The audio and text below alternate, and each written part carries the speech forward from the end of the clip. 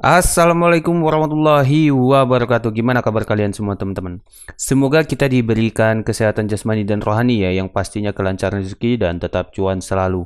Buat kalian yang baru bergabung di channel ini, jangan lupa menekan tombol subscribe-nya teman-teman, karena subscribe itu saya jamin 1000% gratis ya. Dan jangan lupa menekan tombol loncengnya, tekan tombol like dan tinggalkan komentar di bawah. Oke. Disclaimer on dan Dior, di dalam video ini tidak ada unsur ajakan apalagi paksaan untuk melakukan pembelian ataupun jualan aset Anda ya. Semua harus kalian lakukan berdasarkan analisa dan riset kalian sendiri teman-teman. Oke teman-teman, di video kali ini kita akan membahas mengenai hard fork Terra Luna teman-teman ya. Nanti kita bahas hasil voting tentang proposal dari Terra Luna versi 2 ya. Dan ada beberapa hal penting tentang hard fork Terra ya. Poin-poin pentingnya itu yang harus kalian tahu juga teman-teman ya.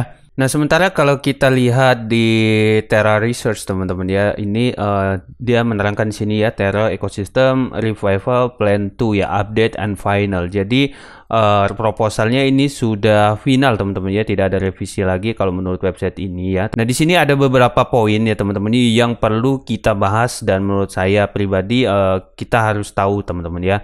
Dan kemudian sementara kalau kita lihat di Station Terra-nya ya, ini adalah hasil vote dari proposal tersebut teman-teman ya, yang mengatakan iya atau setuju dengan proposal tersebut yaitu 80,26% teman-teman.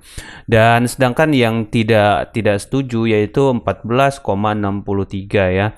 Kemudian yang menjauhkan diri 4,80, kemudian yang tidak juga itu ada 0,30% teman-teman. Dan ini menurut saya pribadi ya, ini nggak fair. Kenapa Bang kok nggak fair? Sekarang gini, ini mereka melakukan vote-nya itu kan di website mereka ya. Artinya begini, mereka bisa sesuka hati mereka ya menambah persentase vote ini ya kan di website mereka ini gitu loh. Ya kan, walaupun ini sebenarnya walaupun menurut saya pribadi sih banyak yang mengatakan tidak juga teman-teman ya.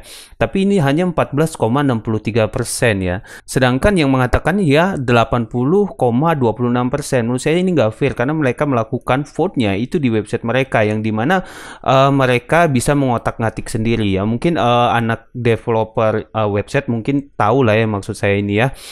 Nah ini nggak fair teman-teman. Kenapa mereka nggak melakukan vote-nya itu di Twitter ya atau sosial media lain gitu kan? Kalau di Twitter kan bisa ada vote kan, mereka bisa membuat tweetan ya tentang vote proposal ini kan. Nah itu kan lebih fair ya. Mereka nggak bisa ngotak-ngatik terkait website tersebut atau terkait dengan Twitter teman-teman ya. Kalau ini kan mereka bisa kotak-katik sendiri ya, ini kan terserah mereka ya kan, karena ini kan rumah mereka, ibaratkan ini rumah mereka. Jadi kalau mereka mau nambah hasil vote-nya ya itu bisa-bisa aja tanpa itu vote real dari para holdernya teman-teman ya, kan gitu ya menurut saya pribadi. Tapi menurut kalian pribadi gimana teman-teman ya. Nah kemudian yang selanjutnya di website ini ya ada beberapa poin penting teman-teman yang akan saya bahas ya. Kalau kita bahas semua mungkin terlalu banyak teman-teman ya. Jadi poin penting yang akan kita bahas di website yang ini ya, itu yang pertama adalah ringkasan tentang hard fork Terra teman-teman, dan juga tentang pendistribusian token setelah terjadinya hard fork ya. Nah, kalau kita lihat di sini, ini banyak banget ya, tapi saya nggak bahas semuanya, teman-teman.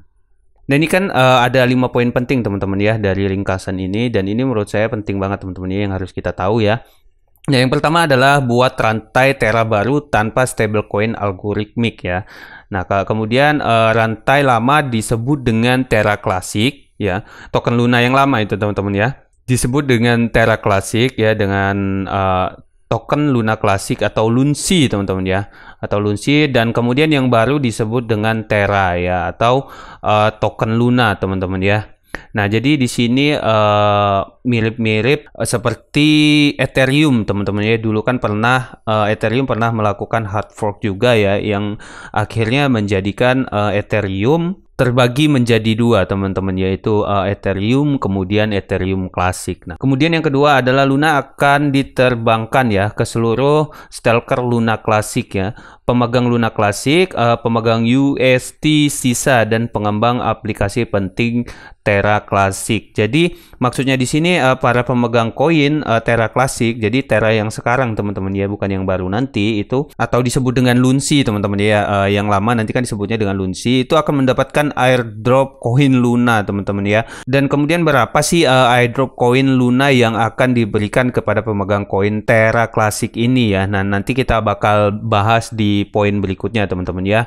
Nah, kemudian di sini dompet TLV ya akan dihapus dari daftar putih untuk airdrop menjadikan Terra rantai milik komunitas sepenuhnya. Jadi yang berikutnya itu akan dijadikan token komunitas teman-teman, token atau koin komunitas ya. Kemudian alokasi sebagian besar distribusi token ya, menyediakan landasan darurat untuk pengembang Terra. Kemudian menyelaraskan minat pengembang dengan keberhasilan ekosistem jangka panjang. Kemudian di sini yang terakhir, keamanan jaringan akan diberikan insentif dengan inflasi token ya. Target hadiah taruhan sebesar 7% ya teman-teman ya. Jadi di poin keempat ini ya, di sini berbicara tentang network security teman-teman. Untuk poin terakhir ini, tim dari pemegang Terra ya ingin menunjukkan bahwa di Terra blockchain yang baru ya, mereka sangat mengedepankan keamanan jaringan ya. Nah, kemudian kita lanjut ke pembahasan berikutnya teman-teman ya, yaitu tentang pendistribusian token. Nah, kenapa saya mau bahas tentang distribusi token teman-teman ya? Karena ini juga merupakan poin penting dalam Terra Ecosystem Revival Plan 2 ya, dimana di sini menjelaskan tentang distribusi token Terra pasca hard fork ya teman-teman. Nah, di sini 30% itu akan lari ke kumpulan komunitas teman-teman ya. Di sini juga ada Luna, kemudian UST ya. Nah, di sini ada perbedaan antara kalian pemegang Luna itu sebelum crash dan pemegang Luna sesudah crash, teman-teman. Kita di sini bakal bahas yang Luna dulu ya. Nah, di sini untuk pemegang Luna itu sebelum terjadi crash itu mendapatkan 35%, teman-teman. Dan di sini dijelaskan juga 35% itu tidak didapatkan secara langsung teman-teman, melainkan secara bertahap ya. Jadi tidak secara langsung, secara bertahap dia mendapatkan airdrop sebesar 35% teman-teman. Kemudian untuk pemegang token Luna setelah terjadi crash teman-teman, itu mendapatkan airdrop sebesar 10% dari total pasokannya teman-teman. Kemudian di sini untuk UST-nya ya, sekarang kita bahas yang UST. Nah, untuk pemegang Luna ya, setelah terjadinya crash teman-teman, setelah terjadi crash dalam ya, itu mendapatkan 10% dari total pasokannya teman-teman ya. Jadi ini juga nggak langsung didapat teman-teman 10%, tapi secara bertahap, oke? Dan kemudian di sini kita bahas yang UST ya. Untuk pemegang UST sebelum terjadi crash itu mendapatkan 10% dari total pasokan, dan lagi-lagi ini bertahap teman-teman ya. Kemudian untuk pemegang UST setelah terjadi crash itu mendapatkan 15% dari total pasokan teman-teman. Jadi buat kalian pemegang Luna ya, sebelum dan sesudah terjadinya crash itu akan mendapatkan airdrop Luna yang baru nanti teman-teman ya, itu berbeda persentasenya teman-teman ya. Nah, mungkin itu aja informasi yang bisa saya sampaikan ke kalian semua teman-teman ya di video ini. Semoga video ini bermanfaat. Salam buat keluarga kalian. Assalamualaikum warahmatullahi wabarakatuh.